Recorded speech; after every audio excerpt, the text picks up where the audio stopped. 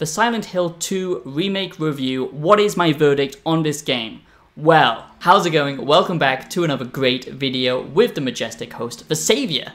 And yes, boy oh boy, am I excited to be talking about this game right here. Silent Hill 2 Remake. The remake of one of the classics. This game is one of the original GOATs, okay? And I just can't stress that enough, how important this game is, how it shaped the survival horror genre, the horror genre in general.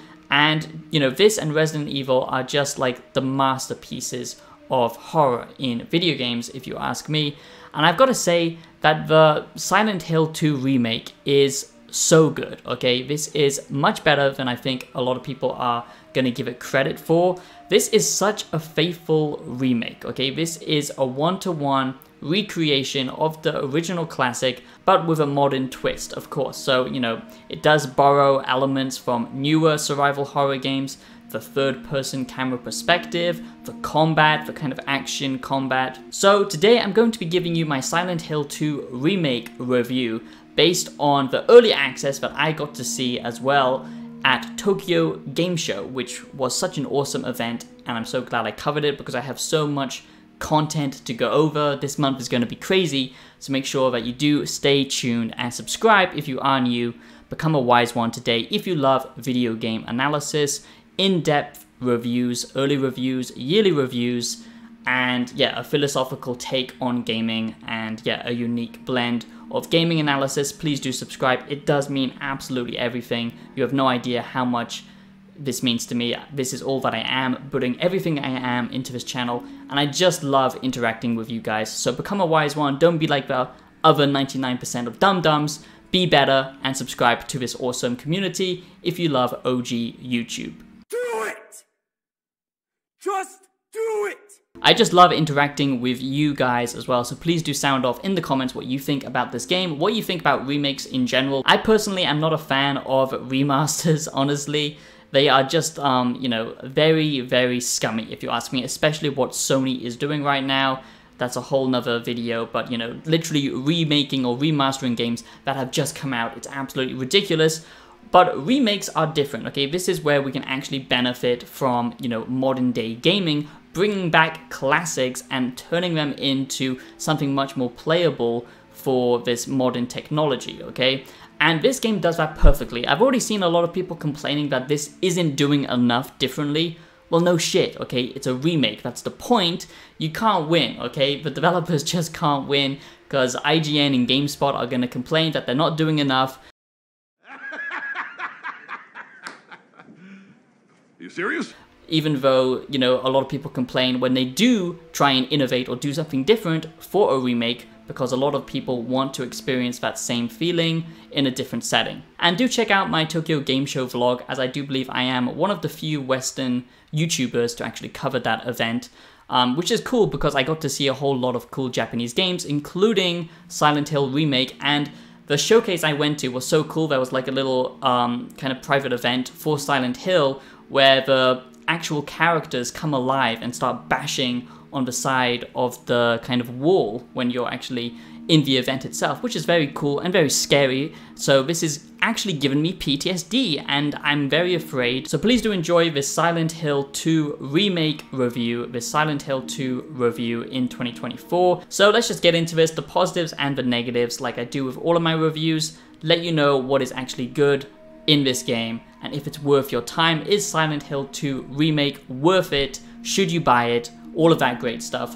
Let's go. So the first thing that you should know is some of the original developers are actually working on this, which is a big, big positive because you want to nail that same charm, that same atmosphere. It's not exactly charming. Oh, a quaint little charming village.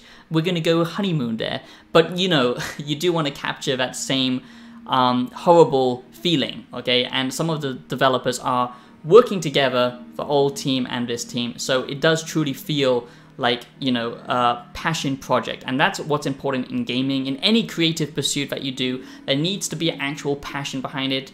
Not this, you know, bullshit, you know, just like... I feel like modern day gaming is almost the same as modern day YouTube, where all the passion and love is just sucked out for, you know, like checklist design or retention grabbing, you know, like tactics and all this shit. I'm just glad that this game actually has real love and care and attention to it. And you can feel that playing this, okay? Because this game is scary as shit, okay? I haven't actually been spooked in a long time playing any kind of horror video game because they're all very predictable. They rely heavily on jump scares. Silent Hill 2 Remake is different because it's all atmosphere. And the first positive on my list, okay, has to be audio, okay? And that usually isn't something that I focus on, even though it is important, especially as someone who makes soundtracks for video games. That's also what I do.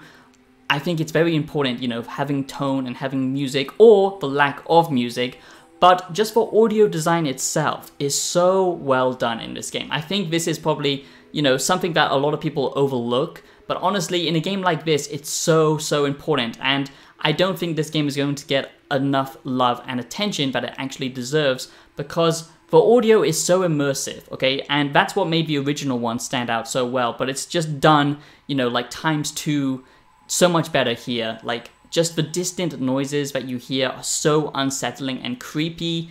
The screams from your character, you know, James, actually feels believable. It's not overdone, or it doesn't feel like, you know, a video game protagonist, you know, just grunting. It all feels like very just horrific and, you know, tense. Like, you can actually, like, the atmosphere is thick, and you can cut it with a knife. That's what I love, and I just think everything is so well done here. Like, the background noises, the footsteps, and the gunshots, everything feels so weighty and impactful, especially with the combat, which we'll get to. The next positive is the overall quality of this game, okay? And I do have to stress that the animations here are very well done. It looks beautiful, okay? And yes, I know it's a timed exclusive for now, but still, you know, on PC, on PS5, it doesn't really matter. It looks just incredible for fog. And this does such a good job of, you know, just modernizing it and making you feel, you know, pulled into the story. The acting is sometimes over the top, but it's believable. The animations look good. The graphics are nice and shiny.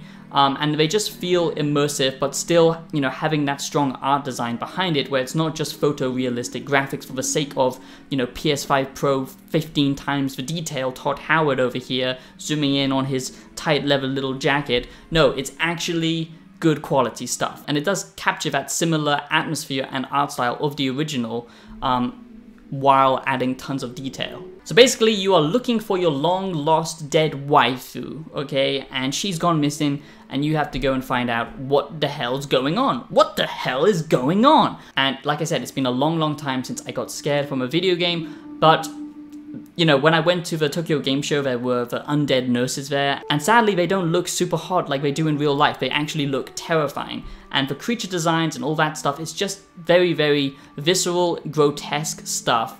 It's not super gory, but it's more of the grotesque kind of horror and the tension instead of just jump scares, which I like a lot more.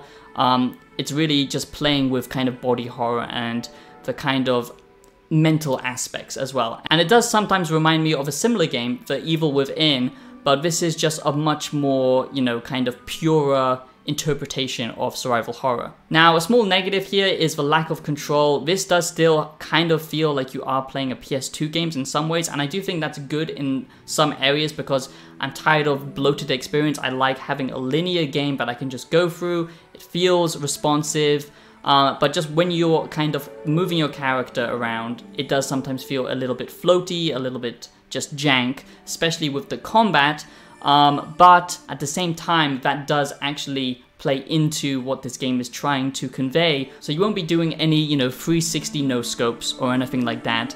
This is much more a slow, deliberate experience, and the controls reflect that. They do feel a little bit dated, but that is kind of the point, to kind of take away the feeling of, you know, control and confidence. So I think that's kind of deliberate, but a lot of people might not like how it feels and the camera and stuff. Now, the next thing that I should say, which is a big positive, and that is the deliberate nature of the combat, okay? So it does have some simple third-person, you know, shooting. It's no Resident Evil, but it does get the job done, and it does feel quite satisfying. but the actual melee combat itself, I actually love this a lot. And again, a lot of people will say this is janky, but I do believe it is deliberate design. I'm a big fan of something like Dark Souls 2, so it's no surprise that I like this. Basically, you have to commit to your attacks, okay? You can't just, you know, cancel or back out of them. Once you wind up an attack, you actually have to commit to it, which makes sense, and it adds to the tactical nature of the gameplay and, you know, the survival horror aspects of feeling, you know, basically like you're not some kind of badass like Leon from Resident Evil. And I just think it does a good job of, you know, visceral combat, slow, methodical combat, which is weighty and has a lot of juice and impact to it. So yeah, I actually like it a lot. So one thing I really want to highlight in this Silent Hill 2 remake review is how it's kind of lost some of the edge of the original, okay? And this is a negative, but also a positive, I guess, for some people. Now, there is a lot of difficulty fine-tuning going on with this remake, and this will mean it's more accessible to some new players. But for me, you know, having like lots of difficulty options where you can fine-tune your experience, that's nice and all, but in a, you know, game like this, where it should just be brutal and difficult, there shouldn't be, you know, many different difficulty options. I believe there should just be one set difficulty, but that is something to, you know, bear in mind. This game can be very brutal, or you can make it much more easier and not worry about like finding ammo and resources and stuff like that. So it's up to you and how you want to play it, which is a positive, but to me it kind of lacks focus and design when you are focusing on one simple difficulty like you would in something like Dark Souls, for example. I've already talked about how the atmosphere is just great in this game with the fog element and all that kind of stuff. I just feel like it's been cranked up so much more compared to the original, but I do also just want to touch on the combat itself more because, you know, it's not as fluid as like the new Resident Evil remakes. Silent Hill 2 remake is much more slower paced, but it's much more tactical, I would say, in many ways. You really have to think about what enemies you're fighting and what is their strengths, what is their weaknesses, you know, like crippling their limbs so you can get in with your nail board and finish them off. Stuff like that really makes this feel much more old school in the best possible way, and I really like that type of combat design where it's not just like throwing everything at you at once, but more single enemies that you really have to think about how best to approach them, and each enemy, you know, is a kind of different puzzle to solve, which I just like a lot. So you really do have to think about the best, you know, way to take down enemies. So is Silent Hill 2 remake worth it? Should you play this game?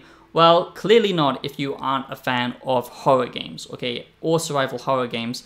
This does lean more into the horror genre compared to other survival horror games, like I said, like Evil Within, Resident Evil, and, you know, others, I guess.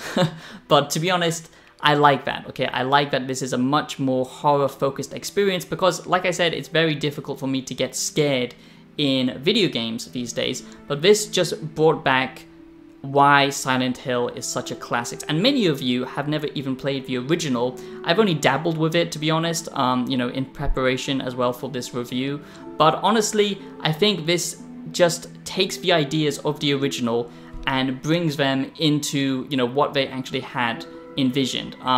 You know, some of the modern day design approaches, some people might be against it. Now there's a lot more like downtime within the town itself compared to the original.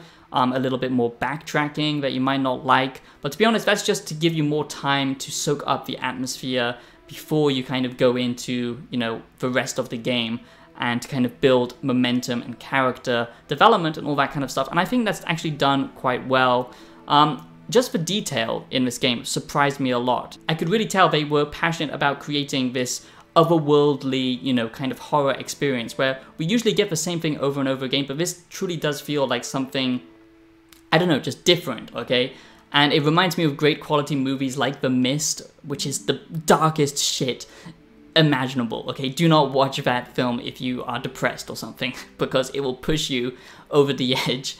But honestly, I think this game is fantastic, and I'm just so glad to see creative works like this. I'm glad I got to see more of it at Tokyo Game Show, and I'm just honestly impressed. You know, if survival horror games can get back to this level and Dead Space and stuff like that, I think that, you know, we are in for a treat. If you don't like slow, linear experiences and slow, clunky combat, even though that is by design, then this will not be for you. You might like something more action-focused like Resident Evil, so just bear that in mind. It is very story-focused as well. The writing can be over the top, and yeah, just not like amazing quality, but the actual delivery and animations are very good. I do think this game relies a little bit too much on the kind of scavenging, I'm going with it, I don't know if that's a word, aspect of modern day gaming where you really, you know, constantly have to look for loot and all that kind of stuff in order to survive. It's not so much a infantry management game like the classic Resident Evil game, so I think that's a little bit, you know, maybe not needed. And like I said, you can truly fine-tune this experience. So there's a few things holding it back that just make it feel like overly modern to some degree. And the fact that if you wanted something like a kind of remix of the original game, this isn't that, okay? This is trying to be as faithful as possible, which I think is a good thing. But yeah, that's just up to player preference, to be honest. And the puzzles themselves, you know, I do think they are well done. Now remember that this is based on the early access, but I do think that the puzzles so far have actually been very good, to be honest, and they are much more abstract compared to something like Resident Evil. You really do have to think about it logically instead of just like, you know, kind of having it kind of told to you. And there isn't much hand-holding, which I appreciate a lot compared to modern day gaming, which is just destroying the immersion factor in games today because they treat you like babies. So all in all, the Silent Hill 2 remake review, what is my verdict on this game?